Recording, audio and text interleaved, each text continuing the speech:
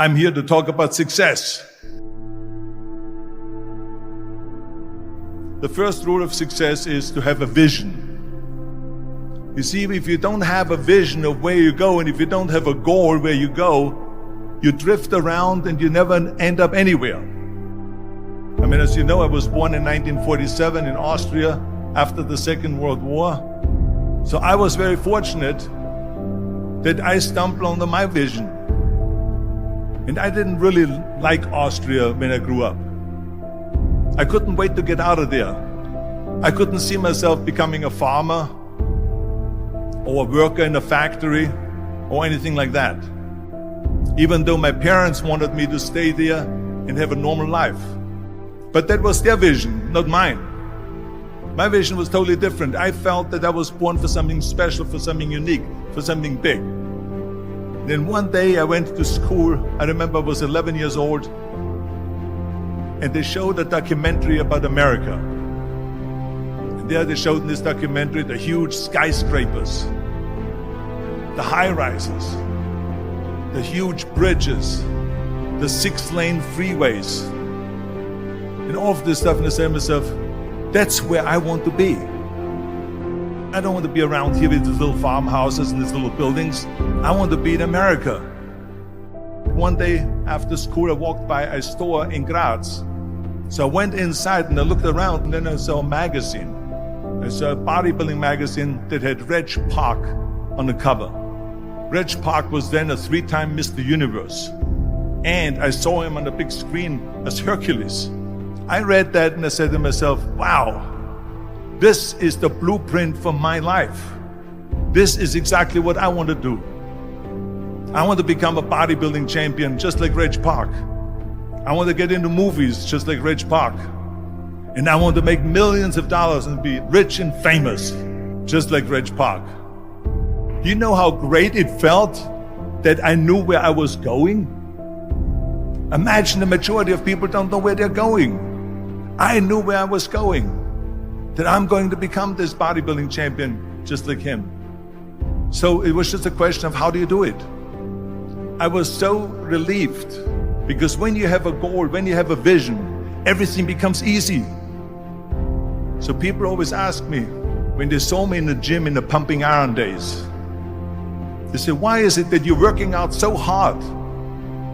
5 hours a day, 6 hours a day, and you have always a smile on your face. And I told people all the time, I said, because to me, I'm shooting for a goal. In front of me is the Mr. Universe title. So every rep that I do gets me closer to accomplishing that goal, to make this goal, this vision turn into reality. Every single set that I do, every repetition, every weight that I lift will get me a step closer to turn this goal into reality. So I couldn't wait to do another 500-pound squat. I couldn't wait to do another 500-pound bench press. I couldn't wait to do another 2,000 reps of sit-ups. I couldn't wait for the next exercise. At the age of 20, I went to London and I won the Mr. Universe contest as the youngest Mr. Universe ever. And it was because I had a goal. So let me tell you something, visualizing a goal and going after it makes it fun. You got to have a purpose no matter what you do in life. You got to have a purpose. 74% hate their job in America. Now, this is not much different when you come to Europe. The majority of people don't like what they're doing, because they're really not doing it because they didn't have a goal and they followed this goal. They just aimlessly drift around, and then all of a sudden there's a job opening, so they get that job because you have to work. But then when you work, it's a chore. It's work. It's not fun. So if you think about, only a quarter of the people really enjoy what they're doing in life. That is unbelievable if you think about it. So I felt so blessed that I knew what I was doing. It's like a medical student that studies and knows he wants to become a doctor. You know where to go. And the same thing is also in politics. I remember that in politics, I had a very clear vision that I will be the leader of California. That's as far as I could go because I was not born in America, so I could not run for president. So being the governor of the fifth largest state, the largest state, the fifth largest economy in the world, was for me really the ultimate title, the ultimate accomplishment in politics.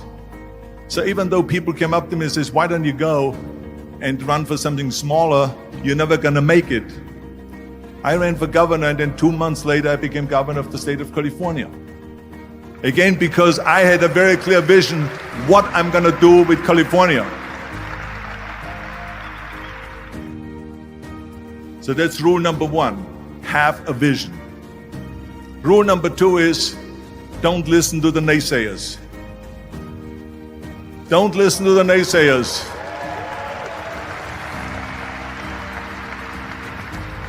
Everything I ever did, the thing that I heard out of people's mouth was,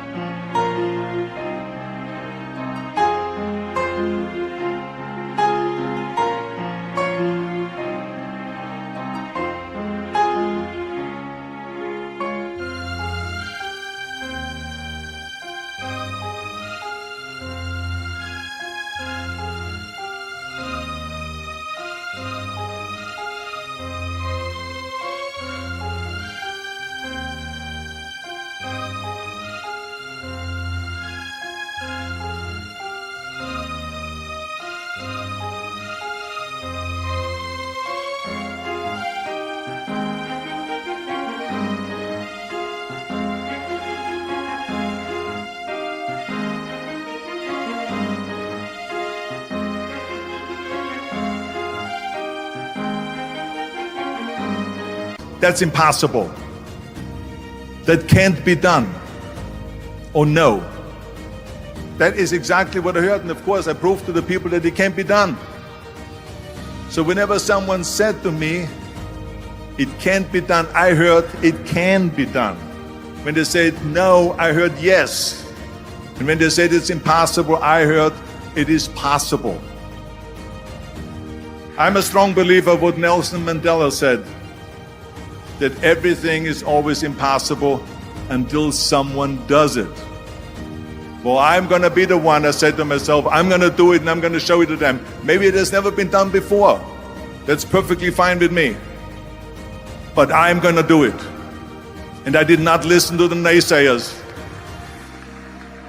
It's all about the hard work that you put in. I said to myself, in bodybuilding I worked out 5-6 hours a day. I'm going to do the same thing now for acting. And of course I went to college to study English. I studied the accent removal, acting classes, and all of this stuff all day long. I worked and I worked and I worked. And within a short period of time I made one movie called Hercules in New York, which of course went right into the toilet. But it didn't discourage me. I still had the same vision. And then all of a sudden I did Streets of San Francisco. I did Stay Hungry and Pumping Iron and The Villain. And then all of a sudden I was asked by Dino De Laurentiis and by Universal Studio to star in Conan the Barbarian. And after I did Conan the Barbarian, the director at the press conference said to the press, the director,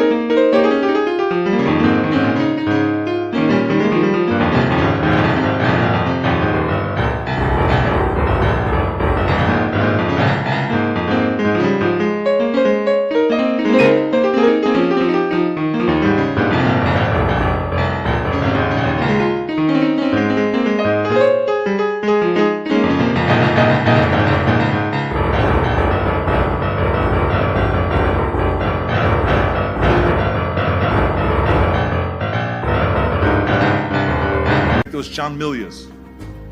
He said to the press, if we wouldn't have had Arnold, we would have had to build one. So think about that. The very body that they said can never be sold because the time is wrong. A few years later, I'm doing Conan the Barbarian, and it was the #1 hit at the box office when it came out in the summer of '82. Think about that. And the director says, if we wouldn't have had his body, we would have had to build one. So all of a sudden, my body became an asset, not a liability. And the same thing was with Terminator. After we were finished filming Terminator, Jim Cameron said to the press, if Arnold wouldn't have had that accent and talked like a machine, I think the movie wouldn't have worked. So think about that. The body and the accent that they attacked was an asset. But I didn't listen to those losers. I didn't listen to them at all. It's just the reality of it is that you cannot listen to the naysayers. So this is a very important lesson for all of you. So when someone says, no, this is a stupid idea, you in your mind, you don't have to say it, but in your mind just say to yourself, you asshole. What do you know?